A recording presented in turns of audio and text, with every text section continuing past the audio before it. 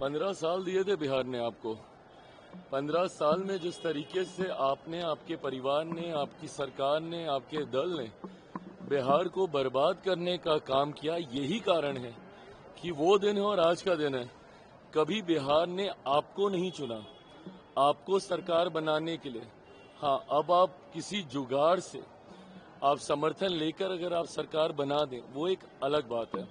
बीच में जब आपको मौका मिला, बट बहरहाल बिहार की जनता ने कभी आपको दोबारा मौका देने का कार्य नहीं किया।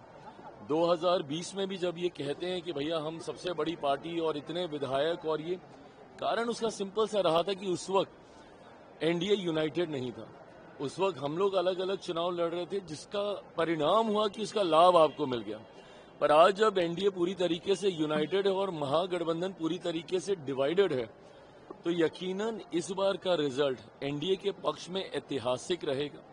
आप 20 महीने का आप जिक्र कर रहे हैं, मुझे नहीं लगता कि बिहार की जनता अब आपको कभी 20 मिनट का भी मौका देगी, क्योंकि वो जानते हैं कि अगर गलती से भी आप लोग वापस सत्ता में आए, जिस तरीके से राजद महागठबंधन का एक इतिहास रहा है, लूटमार, अपहरण, डकैती, जिस तरीके से हुड़दंग मचाना, जिस तरीके से लोगों को परेशान करना, बिहार की जनता कभी आपको दोबारा मौका नहीं देगी। और इस चुनाव में तो खैर सोचने की भी जरूरत नहीं है।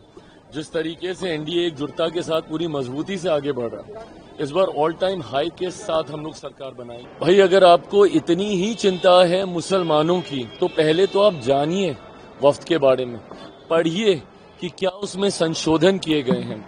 दिक्कत ये है ना कि ये लोग समाज के कुछ ठेकेदारों के लिए कार्य करने का काम करते हैं, जबकि मेरी सरकार ने हमेशा प्रयास किया है कि हर वर्ग के जो गरीब लोग हैं उनको कैसे उनका हक अधिकार मिले। वक्फ संशोधन को भी अगर ये पढ़ेंगे तो उनको समझ में आएगा कि ये एब्सोल्युटली प्रो पुअर मुसलमान है, गरीब मुसलमानों के हक में किए गए संशोधन हैं।